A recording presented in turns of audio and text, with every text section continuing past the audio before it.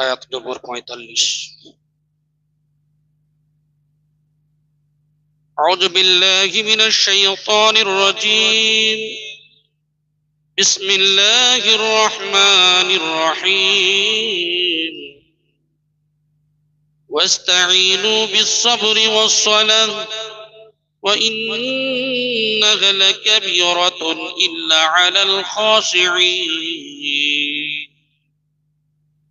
الذين يظنون أنهم ملاقو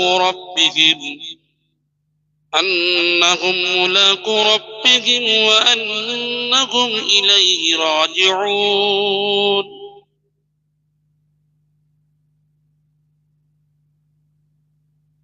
এই যে পাক কালামুল্লাহ শরীফ, এই মজলিস কোরআনের মজলিস, এই মজলিস হলো গুনাহ মাফের মজলিস। এই মুর্শিদের এই মজলিসের বয়ান করার মতো ক্ষমতা তাকত আমার নাই, তবুও মুর্শিদের হুকুম হয়েছে, তাই দু চার কথা আল্লাহ যদি বলিয়ে নেন তবেই সম্ভব। কারণ এই মহাগ্রন্থ এর ব্যাখ্যা বিশ্লেষণ যেটা আমার মতো নাদান গুনাহগার বলা সম্ভব নয়, তারপরেও মুর্শিদের আদব, মুর্শিদের হুকুম তামিল করা একটা সভ্যতা, একটা আদব। সেই জন্য করে দু চার কথা আল্লাহ যদি বলিয়ে নেন তবেই বলবো। তবে বলার মধ্যে যদি কোনো ভুল ভ্রান্তি বিয়াদবি হয় আল্লাহর ওয়াস্তে ক্ষমা করবেন। আল্লাহ পাক রব্বুল আলামিন বলছেন, জানিয়ে দিচ্ছেন যে ওয়াস্তাঈনু বিস-সাবরি ওয়াস-সালাহ, ওয়াস্তাঈনু তোমরা সাহায্য চাও।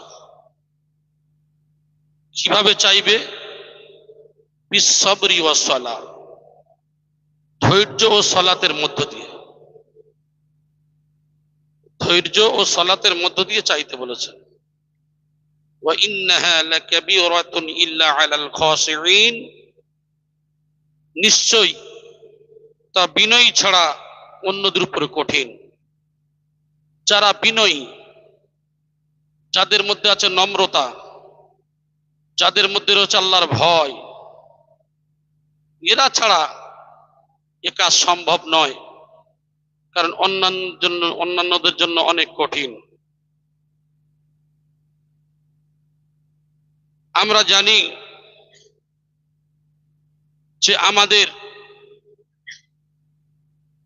মধ্যে অনেক শ্রেণীর মানুষ আছে, সেই মানুষের মধ্যে থেকে কিছু মানুষ এরা ধারণা করে, এরা মনে করে কি, আল্লাযীনা ইয়াযুন্নুনা আন্নাহুম মুলাকু রাব্বিহিম, এদের ধারণা, এদের বিশ্বাসটা কি? এদের বিশ্বাস হলো এটাই যে আমাদের আল্লাহর সঙ্গে মুলাকাত হবে, আল্লাহর সঙ্গে আমাদের দেখা হবে, আল্লাহর সঙ্গে সাক্ষাৎ লাভ হবে। ওয়া আন্নাহুম ইলাইহি রাজিউন, এবং আমরা কি করব? সেই আল্লাহর কাছে ফিরে যাব। এই বিশ্বাসটা হলো যে আল্লাহর ভয় করে। এই বিশ্বাস একমাত্র তারই যে হলো ইমানদার, যে মোমেন, যার মধ্যে আল্লাহর ভয় রয়েছে। সেই জন্য করে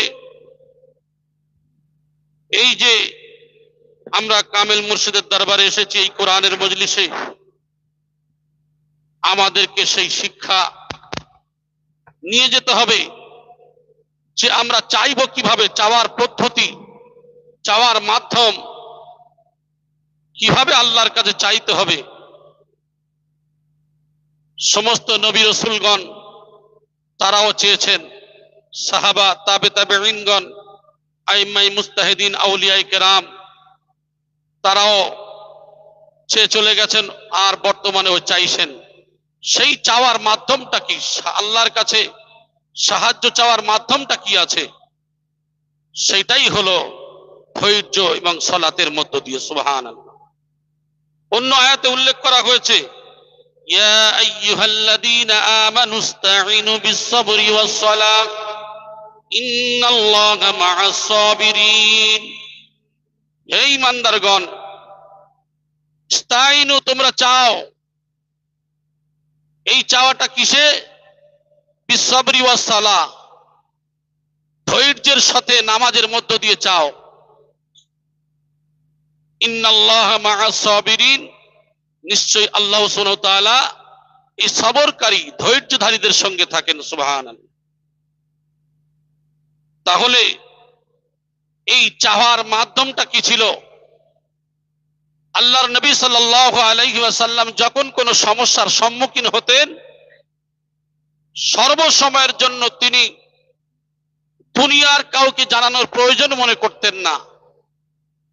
সর্বপ্রথম তিনি ওযু সেরে আগেই নামাজে দাঁড়িয়ে যেতেন, এই নামাজের মধ্য দিয়ে আল্লাহর কাছে চাইতেন। সুবহানাল্লাহ। এই যে নফল নামাজের মাধ্যমে মানুষের কি হয়? সাফল্য লাভ করতে পারে। এই নফল নামাজ আমরা যদি লক্ষ্য করে দেখি যে এই মজলিসে বসতে গেলে হুকুম আছে, বাবা তুমি 2 রাকাত নফল নামাজ পড়ে এই মজলিসে বসে যাবে। যে কোনো কাজের সমস্যার সম্মুখীন যখন হবেন, কামিল মুর্শিদের কাছে আসলেন, আসার পরে যখন আমি আপনি কোনো মুলাকাত করব, করার পরে হুজুর আমার এই সমস্যা আছে, এই সমস্যার সম্মুখীন আমি হয়েছি, কামিল মুর্শিদ তার জবান থেকে বলে দিচ্ছেন, তিনি বলেননি বাবা আমার এই হুকুমটা মানো, আমার কদম বসি করো। তোমরা এই আমার হুকুম নিজের আমিত্বের কথা বলেন নাই। সর্বপ্রথম তানার কথা কি? যে বাবা 2 রাকাত নফল নামাজ পড়ে আল্লাহর উপর ভরসা করে বার হয়ে যাবে। সুবহানাল্লাহ। সুফি সবল সিং নবী রহমাতুল্লাহ আলাই, তানার পাক জবানের কথা আপনাদের অনেকের বেশিরভাগই স্মরণ আছে। তিনি তার বারবার এই কথাই বলতেন যে বাবা যখন কোনো কাজে বার হয়ে যাবে, 2 রাকাত নফল নামাজ পড়ে আল্লাহর উপর ভরসা করে বার হয়ে যাও। সুবহানাল্লাহ। আসলে এই সমস্ত আল্লাহর রাস্তায় যারা জীবনকে কুরবানি করে দিয়েছেন, নিজেদের শখ সুবা, নিজেদের জন্য কিছুই নয়, সব কিছু তারা আল্লাহর জন্য ঢেলে দিয়েছেন। সুবহানাল্লাহ। এই জন্য করে কেন কামিল মুর্শিদ আমাদের সেই হুকুম করলেন? বারবার কেন আল্লাহমুখী করানোর জন্য আমাদের এই কথাগুলো উপদেশ দেন। আমরা এই কথা শোনার সাথে সাথে সেগুলিকে কি করতে হবে? জীবনে বাস্তবে রূপ দিতে হবে। এই যে আল্লাহর উপর ভরসা করা, তাহলে আমরা যখন দুনিয়ার কোনো সমস্যার সম্মুখীন হই, দেখবেন আমরা গিয়ে বলি যে ভাই আমি এই বিপদে পড়েছি, আমার 2000 টাকা দাও। আমি এই সমস্যায় পড়েছি, অমুক ভাই আমাকে তুমি সাহায্য করো। কিন্তু আল্লাহ রাসূল সাল্লাল্লাহু আলাইহি সাল্লাম আদর্শ দেখিয়ে দিয়েছেন যে আল্লাহর নবী যখন কোনো সমস্যার সম্মুখীন হতেন, তিনি আগে 2 রাকাত নফল নামাজ পড়ে আল্লাহর কাছে সাহায্য চাইতেন। ঠিক ওই নবীর তরিকা অনুযায়ী, ওই পয়গম্বর আলাইহিস সালাতু সালামের যে পদ্ধতি রয়েছে, যে নিয়ম রয়েছে, সেই তরিকা অনুযায়ী সাহাবাগণ, তাবেঈনগণ একই পদ্ধতিতে চলেছেন। আজকের এই কামিল মুর্শিদের দরবার ঠিক একই নিয়মে, সেই ভাষা, সেই কথা যে বাবা আল্লাহর উপরে ভরসা করে 2 রাকাত নফল নামাজ পড়বে। তাহলে আমাদের কাজ, যখন কোনো সমস্যার সম্মুখীন হব, আমরা কি করব? এই যে ওযু সেরে 2 রাকাত নফল নামাজ পড়ে আল্লাহর কাছে সাহায্য চাইব। আজকের এই মজলিসে যে আমরা এসেছি, আমরা 2 রাকাত নফল নামাজ পড়ে বসেছি, কারণ যে দুনিয়ার মানুষ বিভিন্ন দুনিয়ার কাজে ব্যস্ত হয়ে আছে, আর আল্লাহ পাক রব্বুল আলামিন আমাদেরকে কবুল করে নিয়ে কামিল মুর্শিদের দরবার পর্যন্ত পৌঁছে দিয়েছেন। সুবহানাল্লাহ। বিভিন্ন মানুষ বিভিন্ন গুনার মধ্যে, বিভিন্ন মানুষ বিভিন্ন জায়গায় জীবন কাটাচ্ছে, সময় কাটাচ্ছে, আর আল্লাহ আমাদেরকে কবুল করে নিয়ে কামিল মুর্শিদের দরবারে ফেলে দিয়েছে।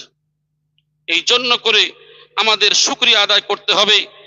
আর এই নফল নামাজ পড়লে যেমন বলা হয়েছে, এর সম্পর্কে ফজিলত তো আপনাদের অনেক জানা। জান্নাতের মধ্যে ঘর নির্মাণ করা হয়। আপনার ফরজ ইবাদতের মধ্যে কোনো ঘাটতি হয়ে গেলে, কোনো সমস্যার সম্মুখীন যখন হয়ে যাবেন, তখন আল্লাহ পাক রব্বুল আলামিন মানুষকে সৃষ্টি করেন জাহান্নামের আগুনে জ্বালানোর জন্য নয়, মানুষকে বড় ইহসান করে দয়া করে সৃষ্টি করেছেন। লাকাদ খলাকনাল ইনসানা ফি আহসানি তাকওয়িম, মানুষকে বড় ইহসান করে দয়া করে সৃষ্টি করেছেন। সেই আল্লাহ পাক রব্বুল আলামিন তিনি চান না আমার বান্দাদেরকে জাহান্নামের আগুনে জ্বালাবো। কি করেন আল্লাহ পাক রব্বুল আলামিন? বারবার বান্দার দিকে লক্ষ্য করেন, ফেরেশতাদের বলেন আমার মালাইকারা দেখো এর জীবনে কোনো, এই যে মিজানের পাল্লাতে এর যে নেকি কম হয়ে গেছে, এর জীবনে কোনো নফল ইবাদত কিছু করেছে কিনা দেখো, এর জীবনে কোনো ভালো কাজ করেছে কিনা দেখো। এই যে দেখতে দেখতে দেখা যায় জীবনে যদি কোনোদিন নফল ইবাদত করে, কোনো কিছু ভালো কাজ করে, সেগুলিকে দিয়ে সেই নেকি ওই পাল্লাতে ওজন করে দিয়ে তারা নেকির পাল্লা ভারী করে আল্লাহ পাক রব্বুল আলামিনের রহমতে সে জান্নাতে চলে যাবে। সুবহানাল্লাহ। নফল ইবাদত কেন মানুষ করবে? আসলে নফল ইবাদত এই যে যতক্ষণ না করবেন, আপনি আল্লাহর মেহবুব হতে গেলে, আল্লাহর প্রিয় বান্দা হতে গেলে আপনার আমার জীবনে সব থেকে বেশি নফল ইবাদতের দরকার আছে। নফল ইবাদত ছাড়া কোনো রাস্তা নেই। এই জন্য করে আমরা কি করি, বর্তমান জামানায় সুন্নত ছেড়ে দিই। আমরা সুন্নত পড়তে চাই না। এটা গায়ের মুআক্কাদা আছে, ওটা মুআক্কাদা আছে, মুআক্কাদাটা আমরা ছাড়ি না। কিন্তু গায়ের মুআক্কাদা হলে আমরা অনেকে কি করি, বলি গুনাহ নেই যখন পড়বো না। অথচ আমরা কি করি, দুনিয়ার যে কোনো গল্প গুজবে পড়ে আমরা সময় কাটিয়ে ফেলি। কিন্তু এই কামেল মুর্শিদের দরবারে আমাদের আসার ফলে আমাদের এই যে ইমানি নূর যে দিলের মধ্যে পয়দা করে দিয়েছেন, দেখবেন একজন সাধারণ পীর ভাই, সে কিছু বোঝে না, কিন্তু তার জীবনে দেখা যায় এই সুন্নত গায়ের মুআক্কাদা হলেও সুন্নত তো ছাড়ে না, এছাড়াও তাহিয়াতুল মসজিদ, তাহিয়াতুল উজু এটাও ছাড়ে না। সুবহানাল্লাহ। আমাদের পীর ভাইগণ দেখবেন সাধারণ কিছুই বোঝে না, কিন্তু তাহিয়াতুল উজু, তাহিয়াতুল মসজিদ এ দুরাকাত পড়ে নিয়ে তারপরে কি করেন, তারপরে আপনার সুন্নত তো ছাড়েই না। সুবহানাল্লাহ। আজকের কোটি শুকরিয়া যে এই যে কামেল ওলি আল্লাহর দরবার, এই নায়েবি রাসূলের দরবারে আমাদেরকে আল্লাহ পাক রব্বুল আলামিন কবুল করে নিয়েছেন। তবে আমরা যদি ভালোর দিকটা দেখি তাহলে ভালো কিছু পাবো, আর যদি খারাপ নিয়ে সমালোচনা করতে যাই তাহলে দেখা যাবে কি হবে, কোনো জিনিসকে না বুঝে শুনে কিছু কথা আমরা বলে ফেললাম, দেখা যাবে ওই মানুষটা খাসারার মধ্যে পড়ে যায়, ধ্বংসাত্বের মধ্যে পড়ে যায়, দেখবেন তার বিভিন্ন সমস্যার সম্মুখীন হতে থাকে। এই জন্য করে একটা মশা যদি পাহাড়ের গায়ে আঘাত করে, পাহাড়ের কোনো ক্ষতি হবে না, হতে পারে সেটা মশার। ঠিক তদ্রূপ এই যে আমরা যদি মনে করুন কোন নবীর নিয়ে সমালোচনা করি, কোন রাসূলের নিয়ে সমালোচনা করি, কোন সাহাবা তাবেঈনদের নিয়ে সমালোচনা করি, কোন ওলি আল্লাহ কামেল ব্যক্তি যারা কামেল ওলি আল্লাহ তাদেরকে নিয়ে যদি সমালোচনা করি, তাহলে আমাদের না জেনে শুনে যদি সেইটা ভুল হয়ে যায় তাহলে কি হবে, আমরা তার জন্য তো গুনাহ করে ফেললাম এবং ধ্বংসাত্বের মধ্যে পড়ে গেলাম। এই জন্য করে বলা হয়েছে ফাসআলু আহলাদ যিকরি ইন কুনতুম লা তা'লামুন, যেটা তুমি জানো না জ্ঞানীদের কাছে থেকে জেনে নাও। আজকের আমরা মনে করি আমার থেকে জ্ঞানী আর কেউ নেই, আমার থেকে জ্ঞানী আর কেউ নেই। ওই জ্ঞানীর কথা ভেবেছিলেন কে? ওই নমরুদ। জ্ঞানীর কথা ভেবেছিলেন কে? সাদ্দাত। জ্ঞানীর কথা ভেবেছিলেন ওই সময়ের ফেরাউন। তারা সব নিজেকে নিজে অনেক জ্ঞানী মনে করতেন, জ্ঞানী মনে করতেন। আজকের লক্ষ্য করে দেখেন, হুজুর কিবলা জবানের একটা কথা, হুজুর কিবলা বারবার বলেন যে মানুষকে বড় দুর্বল করে সৃষ্টি করা হয়েছে। আসলে এ তো কোরআনে কারীমের মধ্যে আল্লাহ সুবহানাহু ওয়া তাআলা বলেছেন। আল্লাহর নবী সাল্লাল্লাহু আলাইহি ওয়াসাল্লাম হাদিসের মধ্যে সম্পর্কে অনেক কথা উল্লেখ করেছেন। সত্যি তো মানুষ অনেক দুর্বল। একটা মশা দেখেন, এই ছোট্ট মশা, এর সামান্য সুর যে রয়েছে যেটা দিয়ে রক্ত শোষণ করে, হাত দিয়ে দেখবেন কত নরম। শরীরের আপনার আমার শরীরে বসে এই চামড়ার মধ্যে থেকে সে রক্ত শোষণ করে খাচ্ছে। দেখেন তার ক্ষমতা আর তার বাস্তব রূপ। নমরুদের নাকের মধ্যে ঢুকিয়ে দিয়ে নমরুদের দুনিয়া থেকে বিদায় করে দেওয়ার জন্যই মশাই যথেষ্ট হয়ে গেছে। মানুষ হলো দুর্বল। কিসে দুর্বল? এই মানুষের ঈমানে সবল হতে হবে, এই মানুষের আল্লাহর বিশ্বাসের প্রতি সবল হতে হবে। একমাত্র যদি আমরা সেই আল্লাহর হুকুম মতো যদি সবল হতে পারি, তাহলে আমরাই হব কামিয়াব। আর আমরা এই ইবাদতের মাধ্যমে সঠিকভাবে যদি করতে পারি, নামাজ যদি সঠিকভাবে পড়তে পারি, তাহলে কি হবে? ইন্নাস সালাতা তানহা আনিল ফাহশাই ওয়াল মুনকার। নামাজ খারাপ কাজ, অশ্লীল কাজকে দূরে সরিয়ে দেবে। সুবহানাল্লাহ। নামাজ খারাপ কাজকে দূরে সরায়। এই নামাজ যে খারাপ কাজকে দূরে সরায়, তাহলে দূরে সরাতে গেলে এই নামাজ যে আমরা পড়ি, কিন্তু আমরা নামাজ পড়ি, আমাদের মধ্যে কেন খারাপ কাজ এত আছে? খারাপ কাজ আমরা করে থাকি কেন? কারণ আমাদের নামাজটা সঠিকভাবে হয় না। এই নামাজ যে পড়ি সঠিকভাবে হয় না, কারণ নামাজের মতো নামাজ পড়েছিলেন হযরত ওমর ফারুক রাদিয়াল্লাহু তাআলা আনহু, নামাজের মতো পড়েছিলেন হযরত আবু বকর রাদিয়াল্লাহু তাআলা আনহু, নবীর খলিফাগণ, নবীর সাহাবাগণ। আপনাদের জানা ইতিহাস, মুহাজির আনসার সাহাবী, দুই সাহাবী পাহাড়ের উপরে তারা পাহারা দিতে গিয়ে তীর নিক্ষেপ করা হয়েছিল, পা বিদ্ধ হয়েছে। পায়ে নামাজ হালাতে ছিলেন, কিন্তু নামাজ শেষ করার পরে বলছেন, ভাই আমার পায়ে মনে হয় তীর বিদ্ধ হয়ে গেছে। লক্ষ্য করে দেখেন সত্যিকারের। তো বলছে, আপনি আমাকে ডাকলেন না কেন? বলে, এই নামাজের মধ্যে এমন মজা, এমন স্বাদ পাচ্ছিলাম, যদি আমার জীবনটাও চলে যেত তাহলে আমি নামাজটা ছাড়তাম না। সুবহান। নামাজের মহাব্বত কি করলেন? এই তীরকে ছাড়িয়ে নিয়েছিলেন। ওই নামাজ পড়ার আদেশ দেওয়া হলো, এমনি টান দিচ্ছে কষ্ট, বলছে নামাজে দাঁড়াও। নামাজে দাঁড়িয়ে গেলেন, তীর বার হয়ে গেল, কোনো হুঁশ নাই। আজকের আমাদের নামাজ, আজকের নবীদের নামাজ, সাহাবাদের নামাজ, পার্থক্যটা কোথায়? আমরা নামাজ পড়ি, নামাজের যখন নামাজ পড়ি দেখা যায় একবার এদিকে তাকায়, একবার ওদিকে তাকায়। নামাজ পড়তে পড়তে আমাদের দৃষ্টিটা একবার ওদিকে, একবার এদিকে। এই আমাদের অবস্থা। এই জন্য করে সুফি মওজুদা মাস্টার সাহেব গাদ্দী নাসির হুজুর কিবলা দামাত বারাকাতুহু মাদ্দাজুল আলিয়া, তিনি বারবার এই নামাজের সম্পর্কে বলেন যে, বাবা দুনিয়াতে সব থেকে বড় চোর কে? সে নামাজে চুরি করে, নামাজে চুরি করে। এই কথাটা কেন বলেন? আসলে আমাদেরকে হুঁশিয়ার করা। বলছে এদের দরবারে কি নেই? শুধু নামাজ ছাড়ার কোনো কথা নেই। এই দরবারে শুধু সুদ ছাড়া কোনো কথা নেই। আপনার আমার জীবনে ওই নামাজটাই যে বলছে, নামাজটাই তো ঠিক করতে পারলাম না, নামাজটাই যে ঠিক করতে পারিনি, তা আমার আপনার জীবন আর কি শুনবো? এই নামাজ যদি সঠিকভাবে না আদায় হয়, তাহলে আমার আপনার জীবনটা বরবাদ হয়ে যাবে। এই নামাজ যদি সঠিকভাবে পড়তে পারি, আদায় করতে পারি, তাহলে কি হবে? আমাদের জন্য এই যে খারাপ কাজ দূরীভূত হয়ে যাবে। সুবহান। আপনার জীবনে কোনো খারাপ কাজ করবেন, আপনি মনে হচ্ছে খারাপ কাজ করি, আপনি উজু সেরে নেন, উজু সেরে নামাজে দাঁড়িয়ে যান, এই খারাপ কাজ আমার আপনার থেকে সরে যাবে।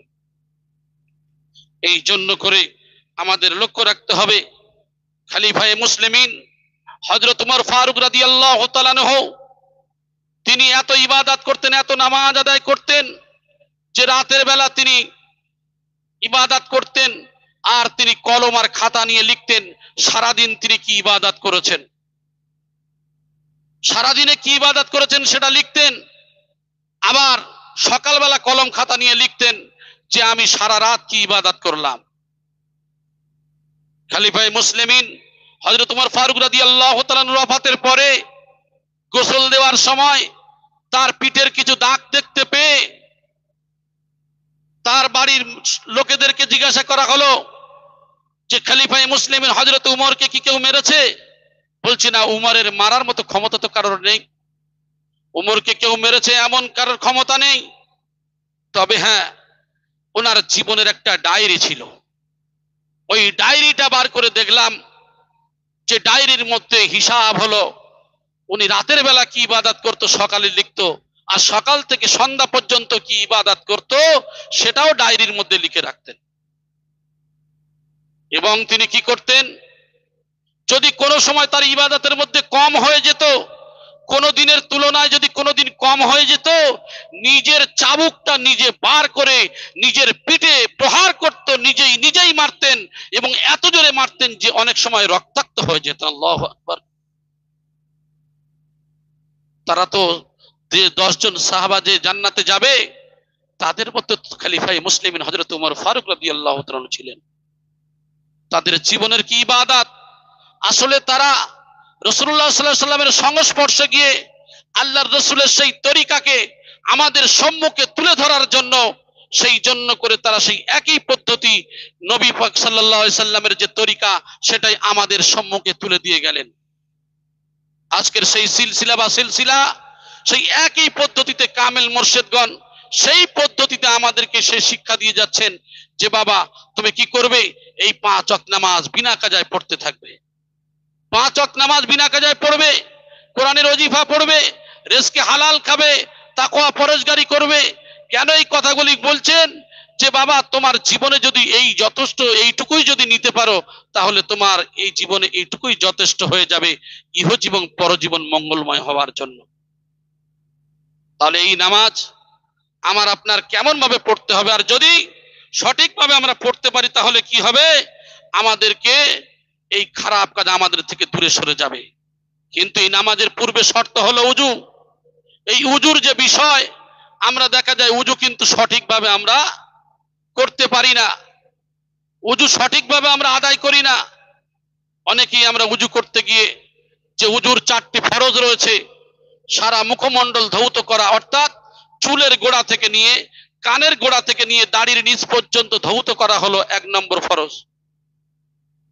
এর মধ্যে যদি কোনো জায়গায় সুচ পরিমাণ পানি না লাগে তাহলে তার উজু হবে না, আর উজু যদি না হয় তাহলে তার নামাজ হবে না। তাহলে উজু করার সময় আমাদেরকে কতটা লক্ষ্য রেখে, কতটা মন মস্তিষ্ককে আল্লাহর জন্য নিবেদিত করে আমাদের সেই উজুটা করতে হবে। আর যদি মনে করে উজু করতে হাত পা ধুইতে হয়, ধুয়ে নিচ্ছি, ও অত গুরুত্ব দিই না, তাহলে আপনার আমার উজু যদি না হয় তার নামাজই হবে না। এই জন্য করে আমাদের উজুর সময় খুব লক্ষ্য রাখতে হবে, এবং সেই উজুটা হবে একমাত্র আল্লাহর হুকুম মতো নবীর তরিকা অনুযায়ী হতে হবে। ওলি আল্লাহরা সেই পদ্ধতিতে দেখবেন যখন উজু করেন, আমরা তো উজু করি ট্যাপ ছেড়ে দিয়ে, এত জোরে ট্যাপ ছেড়ে দিই, পানি পড়ছে, এদিকে পানি নষ্ট হচ্ছে, আমরা গল্প গুজব করে যাচ্ছি, পানি নষ্ট হচ্ছে। দেখেন ওলি আল্লাহদের জীবনটা দেখেন, যে পানি তারা ছাড়ছেন আস্তে আস্তে করে, সেই পানিটা নিয়ে উজু করছেন যাতে পানিটা না মানে বেফায়েস খরচ হয়, এই জন্য করে বেফুজুল খরচ যাতে না হয় লক্ষ্য রেখে তারা দেখবেন ট্যাপ বন্ধ করে, আরো যে কাজগুলো একবার করে ছাড়ে, বন্ধ করে, আবার না হলে আস্তে ছাড়ে, পানিগুলো অপচয় করেন না। এই অপচয় করা ইসলামের কাজ নয়। ইসলামের শিষ্টাচার, ইসলামের যে পদ্ধতি, ইসলামের যে নিয়ম নীতি, রাসূলুল্লাহ সাল্লাল্লাহু আলাইহি সাল্লাম যে তরিকা দেখিয়ে দিয়েছেন, আজকের সেই নায়েবী রাসূল হিসাবে কামেল মুর্শিদগণ আমাদের সেই শিক্ষাই দিয়ে যাচ্ছেন। অথচ আমরা সেই যে দরবারে আসার পরে এই নিয়ম পদ্ধতিগুলো শোনার পরে যদি ফলো না করি, জীবনে যদি রূপ না দিতে পারি বাস্তবে, তাহলে আমার আপনার জীবনে বৃথা হয়ে যাবে। এই যে নামাজ পড়ি, যে এত কষ্ট করি, যদি উজু না হয় তার জীবনে নামাজটাই হলো না। 2 নম্বর ফরজ, 2 হাতের কনুই পর্যন্ত কনুই সহজ হওয়া। এই হাত থেকে কনুই পর্যন্ত যে ধৌত করার মধ্যে যদি দেখা যায় একটু আপনার সুচ পরিমাণ পানি যদি আপনার না পৌঁছায়, তাহলে কি হবে, তাহলে তার সেটাও বেকার হয়ে যাবে। এই জন্য করে আমরা লক্ষ্য রাখবো, প্রত্যেকেই সেটা আমরা ফলো করব। আর আমরা আরেকটা জিনিস লক্ষ্য করব, যে মাথা মশা করা, মাথা মশা কম বেশি এটা সবাই কম বেশি যেটা করে, আলহামদুলিল্লাহ এটা ভুল হয় না। আর পায়ের গাঁট পর্যন্ত ধৌত করা, পায়ের যে নিচের গাঁট রয়েছে গাঁট পর্যন্ত ধৌত করা, দেখা যায় এই যে লক্ষ্য করতে হবে আপনার আমার আঙ্গুলের মধ্যে এই ছোট আঙ্গুল ঢুকিয়ে ঢুকিয়ে ভালো করে পানি পৌঁছাতে হবে। আমরা উজু করলাম, ট্যাপ ছেড়ে দিয়ে পা দিয়ে দিলাম, ও পানি পৌঁছালো কি না পৌঁছালো অত লক্ষ্য করি না। এখন আপনি আমি আসার পরে এই অবস্থায় নামাজও পড়লাম, যার উজু সহি হবে না, যার উজু পরিপূর্ণতার সঙ্গে হবে না, তাহলে তার জীবনের নামাজ হবে না। তাহলে এই উজুটা সহি ভাবে আমার আপনার করতে হবে। এই জন্য করে আমরা যদি সঠিকভাবে উজু করতে পারি, আর এই উজুর যে নামাজ হবে, ওই নামাজটা এমন নামাজ হবে যেটা আল্লাহর জন্য হবে, আল্লাহর হুকুম মতো হবে। সেই নামাজটা কেমন হবে? সাল্লু কামা রাআইতুমুনি উসাল্লি, সেই নামাজটা হবে আমার ন্যায়। তিনি হলেন কে? রাসূলুল্লাহ সাল্লাল্লাহু আলাইহি সাল্লাম বলছেন ওই নামাজটা আমার ন্যায় হবে। ওই নামাজ যদি পড়ে তাহলে ইন্না সলাতা তানহা আনিল ফাহশাই ওয়াল মুনকার, এই নামাজ খারাপ কাজ, অশ্লীল কাজকে দূরে সরিয়ে দেবে। সুবহানাল্লাহ। আর তাহলে এই সমস্ত কাজ থেকে যখন সরে যাবে, তাহলে আমার আপনার কি হবে? এই ইবাদতটা সফলতা পাবে। قد أفلح المؤمنون الذين هم في صلاتهم خاشعون। আল্লাহ পাক রব্বুল আলামিন সূরা মুমিনুনের মধ্যে বলছে, 1-2 নম্বর আয়াতের মধ্যে প্রথম দিকেই বলা হয়েছে যে যেসব মুমিন, সেই সমস্ত মুমিন সফল কাম হবে, অটোমেটিক সফল কাম হয়ে গেছে। তারা কারা? মোমেন ব্যক্তি।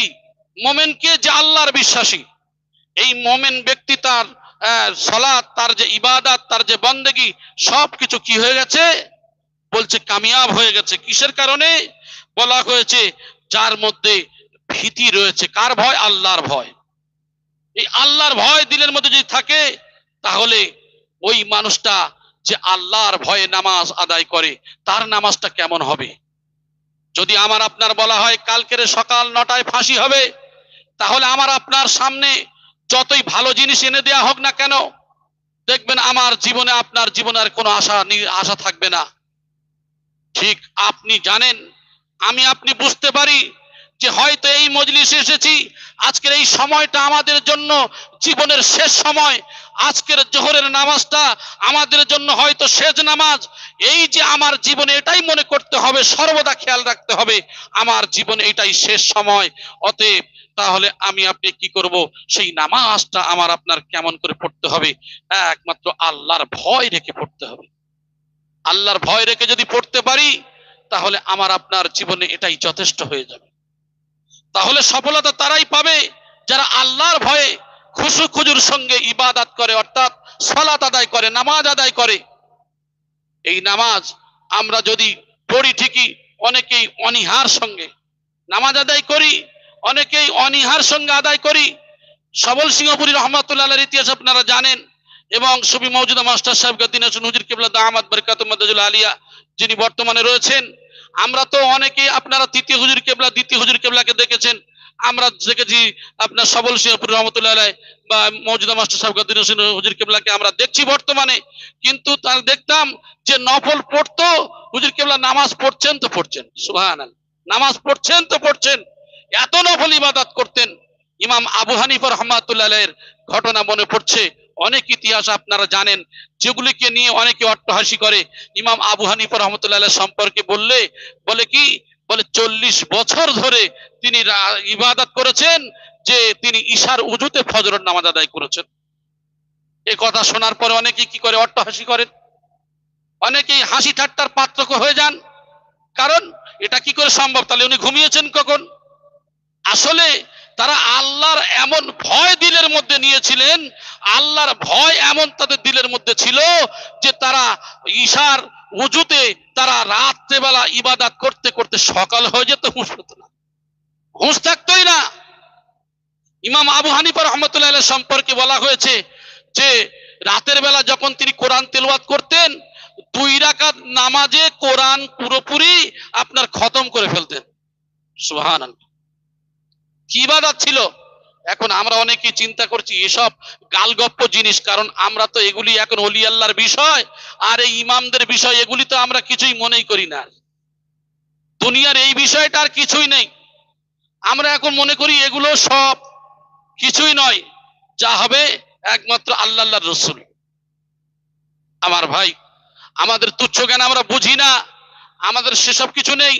কিন্তু তারা কত রিয়াজত, কত মুজাহিদা তারা করেছেন, যে তারা যে ইবাদত করেছেন, বন্দেগী করেছেন, তারা এই যে আল্লাহকে এমন ভয় করেছিলেন যে এ সম্পর্কে আরো কিছু ঘটনা আসছে ইমাম আবু হানিফা রাহমাতুল্লাহ সম্পর্কে, যে 2 রাকাত নামাজ যে পড়তে পড়তে, এই কোরআন তিলাওয়াত করতে করতে রাত পরিষ্কার হয়ে যেত। ইমাম আবু ইউসুফ রহমাতুল্লাহ আলাইহি তিনি এমন ইবাদত করতেন, তিনি 7 দিনে কালামুল্লাহ শরীফ তিনি খতম করতেন।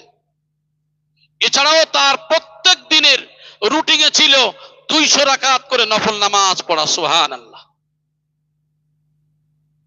হাদিসের মধ্যে এসছে, যদি কেউ দিনে রাতে যদি মাত্র 12 রাকাত নফল ইবাদত করে, নফল নামাজ পড়ে, জান্নাতে তার জন্য একটা সুন্দর স্পেশাল ঘর বানানো হয়। সুবহানাল্লাহ। আমাদের কামেল মুর্শিদ কোন দরজার ওলি আল্লাহ আছেন, যে ওলি আল্লাহ নিজে শুধু আমাদের বলেন না নফল ইবাদত করছেন তো করছেন, করছেন তো করছেন, তিনি শুধু বলেন না আমাদেরকে, তিনি নিজেই করিয়ে আমাদেরকে দেখিয়ে দিয়েছেন যে নফল ইবাদত করতে হবে। এই জন্য করে সাধারণ মানুষ যারা আছে এনারা কি করেন, এই দেখবেন 5 ওয়াক্ত নামাজ পড়ে, এছাড়াও এরা কি করেন, এই সুন্নত তো বাদ দেন না আর নফল ইবাদতও ছাড়েন না। অনেকেই বলেন নফল ইবাদত এত করলে, এরা নফলকে ফরজ মনে করে। কি মনে করে? এক শ্রেণীর মানুষ আমরা বলে থাকি সবসময় যদি সুন্নত পড়া যায় আর সবসময় যদি এই নফল পড়া যায় তাহলে মানুষ কি মনে করবে, মনে করবে তাহলে এটা কি ফরজের সমতুল্য এরা করে ফেলে। আসলে এরা তো কিছু জানে না। আসলে আমরা যে নফল ইবাদত করব বা নফল নামাজ পড়ব, তা আল্লাহ কি আমাদের অন্তরের খবর কিছু জানেন না নাকি? কথা বলেন না? অবশ্যই জানেন, কারণ অন্তরের খবর আল্লাহ পাক রব্বুল আলামিন যেটা এখন আপনি নিয়ে আসেননি, যেটা অন্তরের ভিতরে আলোচনাও করেননি, এ খবর পর্যন্ত আল্লাহ সুবহানাহু ওয়া তাআলা জানেন। সুবহান। এই জন্য করে আপনি নফল পড়ছেন কি, আপনি কি করছেন, আপনি মনে মনে জিকির করছেন কি, আপনি উচ্চস্বরে করছেন, আপনার জিকির, আপনার কাজ, আপনার কারবার সবকিছু আল্লাহ সুবহানাহু ওয়া তাআলা অবগত আছেন। সুবহানাল্লাহ। এই জন্য করে আমাদের সেই দিকে লক্ষ্য রাখতে হবে যে আমাদেরকে এই সমস্ত কাজ সঠিকভাবে আদায় করতে হবে, আমরা তাহলে কামিয়াব হব। আর আল্লাহ পাক রব্বুল আলামিন আরো জানিয়ে দিচ্ছেন, والذين إذا فعلوا فاحشة أو ظلموا أنفسهم ذكروا الله فاستغفروا لذنوبهم। আর যারা যখন কোনো গুনাহের কাজ করে, অনেক মানুষ আছে আমরা কি করে থাকি, গুনার কাজ করে থাকি, তো যারা যখন গুনাহের কাজ করে অথবা নিজেদের প্রতি জুলুম করে, নিজেদের প্রতি জুলুম করে আর কি করে, তখন তারা আল্লাহকে ডাকে, আল্লাহর কাছে তারা ক্ষমা প্রার্থনা করে এবং নিজেদের গুনাহের জন্য ক্ষমা প্রার্থনা করে। এই যে আমরা অনেকেই আছি, আমাদের জীবনে এই কাজ তো আমাদের মধ্যে হয়ে থাকে, এই গুনাহের কাজ আমরা জীবনে করে ফেলেছি, জানাতে হোক আর অজানাতে হোক। আমরা নিজেদের প্রতি অনেক জুলুম করেছি। জুলুম বলতে শুধু মানুষকে মারার নাম জুলুম নয়। জুলুম আপনি কি করলেন, কোন মানুষকে ক্ষতি করার জন্য রাস্তায় একটা পাথরও দিয়ে দিয়েছেন, একটা আপনি কোনো কিছু কাঁটা দিয়ে দিলেন, আপনি একটা ভাই পাশের ভাই রয়েছে, তার কি করলেন, আপনার গরিব মানুষ আপনার পাশে আছে, সে এই বর্ষাকালে পানি যাবে, আপনি এখন তার পানি যেতে দেবেন না, এখন তার নালাটাকে বন্ধ করে তোর পানি তুই কোন দিক থেকে নিয়ে যাবি যা।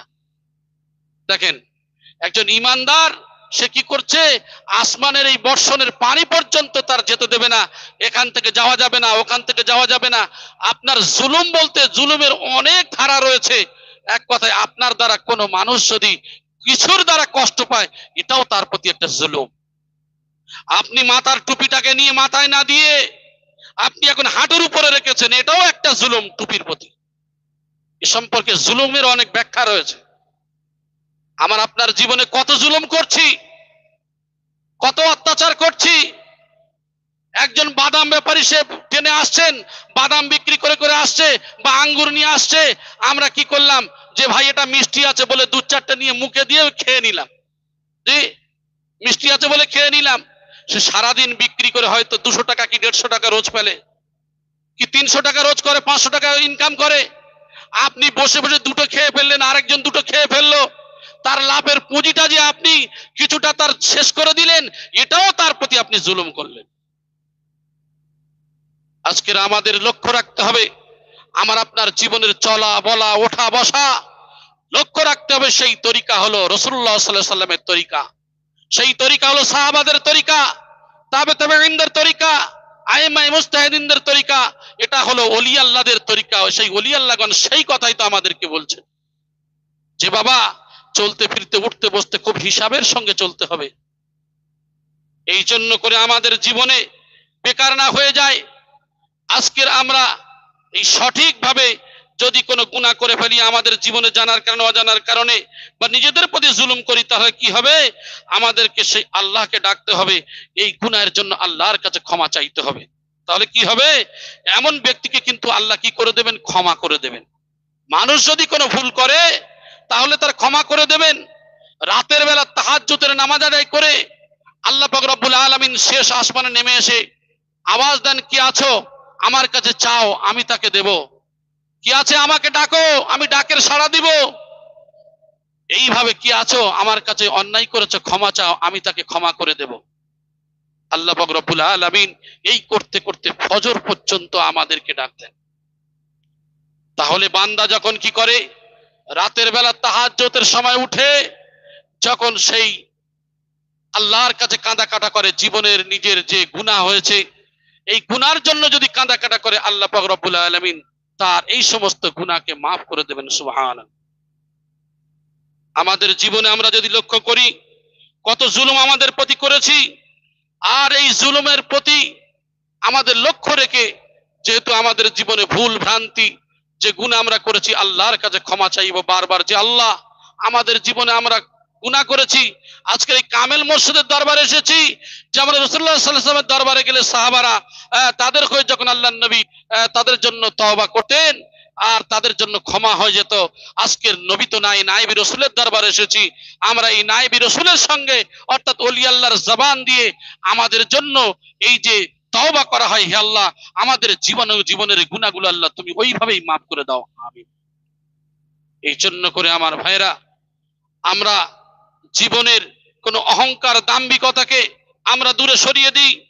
কারণ আমরা মনে করি আমাদের থেকে জ্ঞানী আর কিছু নেই, আমাদের থেকে জ্ঞানী আর কিছু নেই।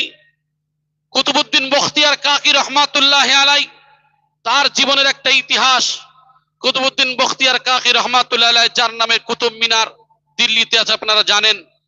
কুতুবউদ্দিন বখতিয়ার কাকি রহমাতুল্লাহ আলাই, তিনি এই যে নামাজের প্রতি এত মহাব্বত ছিল, এত ভালোবাসা ছিল, তানার জীবনে তিনি এমন ইবাদত করতেন, তিনি বলেছিলেন যে বাবা আমি চলে যাওয়ার পরে, মরণের পরে একটা কাজ করো, একমাত্র আমার যে জানাজাটা পড়াবে, সেই জানাজা যে পড়াবে তার জীবনে কোনোদিন আসরের সুন্নত কাজা হয় নাই, এই ব্যক্তি আমার জানাজা পড়াবে।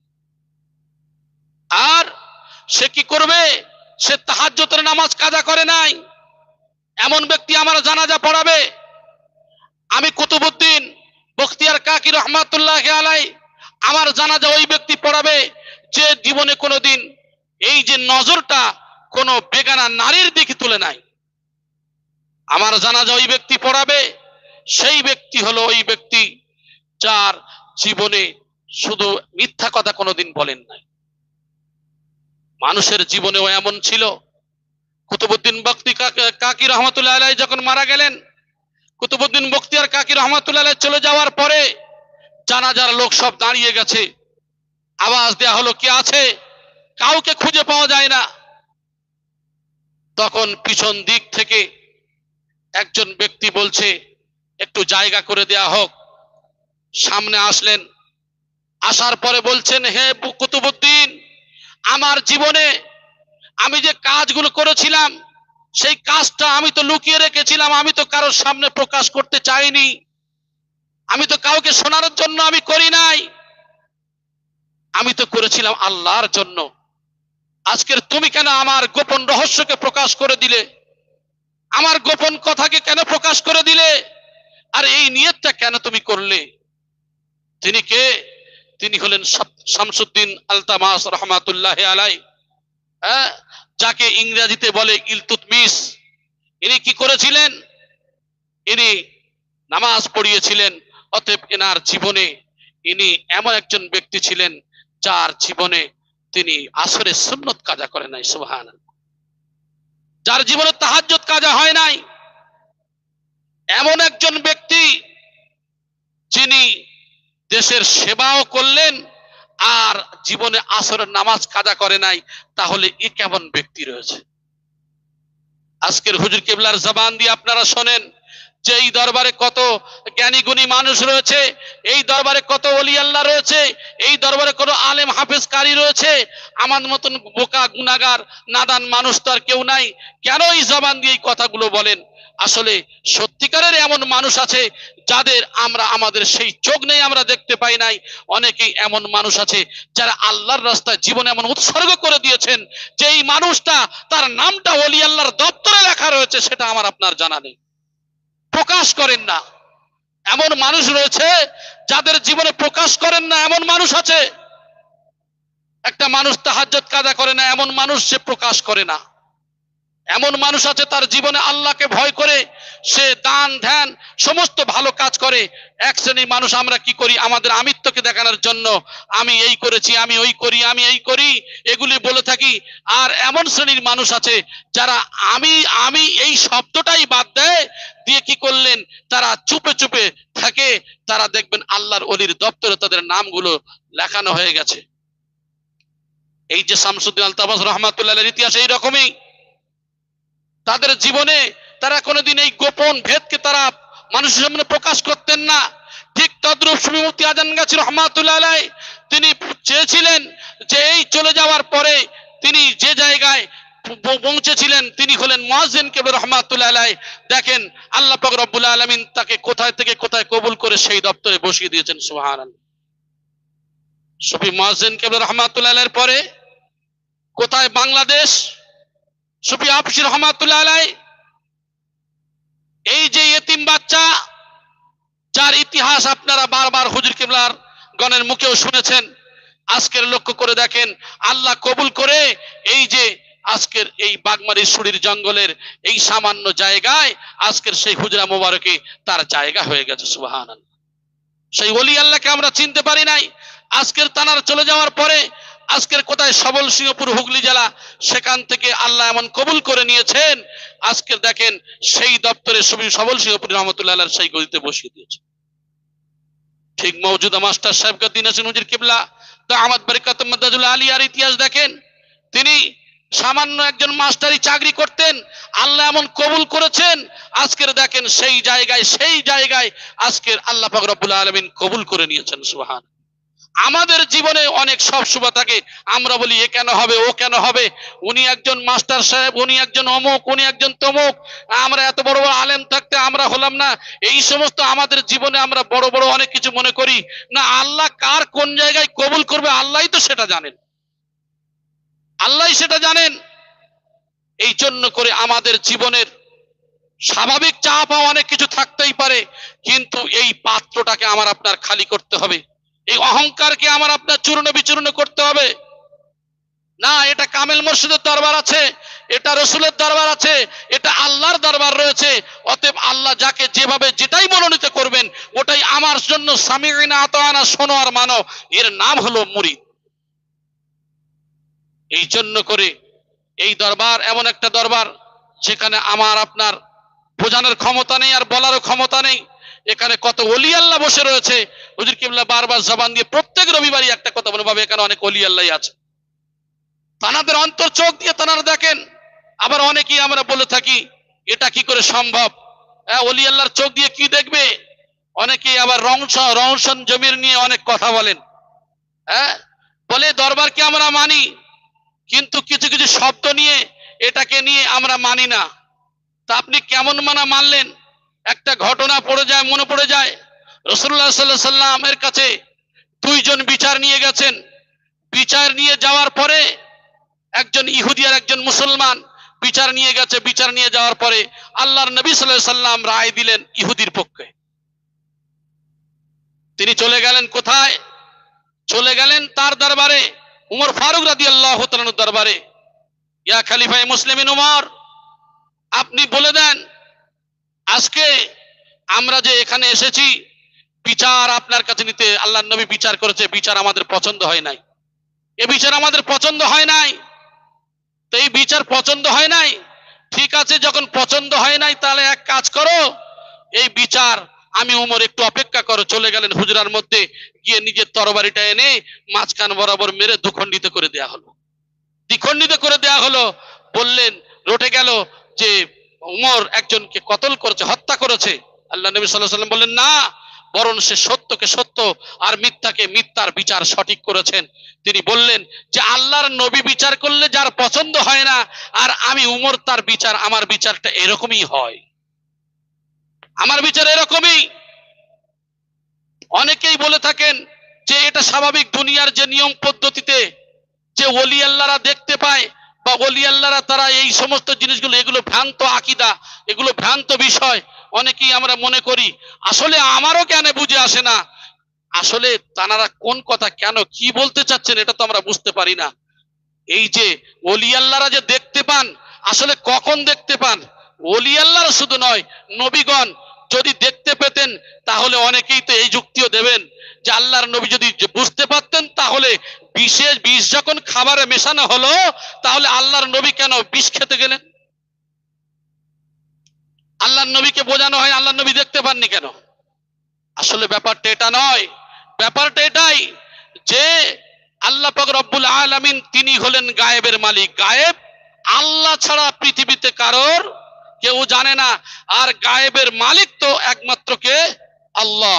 কিন্তু গায়েবের বিষয়, অদৃশ্যের খবর, যেটা বাংলাতে বলে অদৃশ্যে, এই অদৃশ্যের খবর যখন যাকে আল্লাহ জানান তখন সে জানতে পারে। যদি তাই না হতো তাহলে যখন খলিফায়ে মুসলিমিন হযরত ওমর ফারুক রাদিয়াল্লাহু তাআলা যখন ইয়া সারিয়া বলে ডাক দিলেন, তা পাহাড়ের অমুক জায়গায় থেকে সে শুনতে পেলেন, সাবধানতা অবলম্বন করলেন। তো এটা কোন চোখ দিয়ে আপনি বুঝতে পারলেন? কিছু কিছু হাদিস কোরআনের বিষয় যদি না থাকতো, হযরতে মুসা আলাইহিস সালামের ইতিহাস আর খিদর আলাইহিস সালামের ইতিহাস যদি কোরআনে না থাকতো, আমরা অবিশ্বাস করে ফেলতাম। এরকম কিছু বিষয় রয়েছে, ইত্তাকু ফিরাসাতাল মুমিন ফাইন্নাহু ইয়ানজুরু বিনুরিল্লাহ, ইত্তাকু তোমরা ভয় করো ফিরাসাতাল মুমিন, মুমিনদের অন্তরচক্ষু থেকে, ফাইন্নাহু কেননা ইয়ানজুরু বিনুরিল্লাহ আল্লাহর নূরের চোখ দিয়ে তারা দেখতে পায়। সুবহানাল্লাহ। আর এই সম্পর্কে বহু আয়াত রয়েছে। আমরা মনে করি যে সব সময় দেখতে পাই, এটা বলবো না। আল্লাহ যখন যেটা দেখান ওইটাই দেখতে পায়, এটাই হলো তো সুন্নাতুল জামাতের আকীদা। আমরা সেগুলিকে না চিন্তা ভাবনা করে দুনিয়ার স্বাভাবিক যুক্তিতে, অনেক হাজী সাহেব একদিন গল্প করছিলেন, আমার ভাই বলছিলেন যে আমার মাকে হারিয়ে ফেলেছি, আর কোথায়? ওই যে আরাফার ময়দানে হারিয়ে ফেলেছি, তো আমার মাকে কি করে পাবো? তা বলছেন সবল সিংহপুরী রহমতুল্লাহ আমার ঘাটটা ধরিয়ে বলছে, বাবা ওই দেখো না গো তোমার মা। এইবারে বলেন, এ তো কোনো হাদিস কোরআন নয়, এটা কোনো হাদিস কোরআন তো নয়। এটা করে যদি কাউকে বলা যায়, বলবে গাল গল্প ছাড়া আর কি। আসলে যার সঙ্গে যেটা ঘটেছে ওর যদি মেরেও ফেলে দেওয়া, কিন্তু ওইটাইও বলবে, ঠিক কিনা? আসলে ওলি আল্লাহদের কারামতটা হলো মহাসত্য। সে আল্লাহ পাক রব্বুল আলামিন ফেরেশতাদের দ্বারাও তো করাতে পারে, সেটা আল্লাহই জানেন। আমার আপনার ও বুঝ শক্তি নেই, ওটা বলতে পারবো না। ও বোধ শক্তি আমার আপনার নেই। আপনার আছে বাবা, আপনি বিচার করেন, আপনার বিশ্বাসটা আপনার কাছে। তবে কোরআন হাদিস দিয়ে যদি লক্ষ্য করা যায় যে মুমিনদের অন্তর চক্ষু আল্লাহ পাক রব্বুল আলামিন যখন খুলে দেন, আল্লাহ যখন তৌফিক দেন, তখন সে দেখে। এটা আমার আপনার বিশ্বাস রাখতে হবে, অটল বিশ্বাস। আজকে লক্ষ্য করে যদি দেখি, রাসূলুল্লাহ সাল্লাল্লাহু আলাইহি ওয়াসাল্লামের সাহাবাদের মধ্যে যদি কেউ বলতেন যে রাসূল এইটা করেছেন ঠিক আর ওটাই করেছেন ঠিক হয়নি, তাহলে সে সাহাবা ছিলেন বলে মনে হয়? সঙ্গে সঙ্গে সে কুফরি করে ফেলে কি করলো? সে আবু জেহেল আবু লাহাবের দলে চলে গেল। এই জন্য করে ওলি আল্লাহদের কারামতটা মহাসত্য। আপনাদের জানা ইতিহাস তো অনেক কারামত আপনারা শুনেছেন। আমাদের এখানে অনেকেই কিছু ভাই আমাদের আছেন, পাশ পড়ে গেছে, আর তার মধ্যে থেকে বলেন তো দেখি দরুদ শরীফ পড়তে, দরুদ শরীফের বরকতে ছাদ ছিদ্র হয়ে মানুষ বার হয়। এটা কোনোদিন সম্ভব বলে মনে হয়? এটা কি করে সম্ভব? আসলে বাঁচানোর মালিক তো কে? আল্লাহ। আল্লাহ ছাড়া তো কেউ বাঁচাতে পারে না। সবকিছু ক্ষমতা তো আল্লাহর। তিনি তো বলেননি যে আমার ক্ষমতায় আমি বাঁচাচ্ছি। সবকিছু ক্ষমতা তাওয়াক্কুল একমাত্র তার আল্লাহ। দোয়া করেন দরুদ শরীফ, আল্লাহুম্মা সাল্লি ওয়া সাল্লিম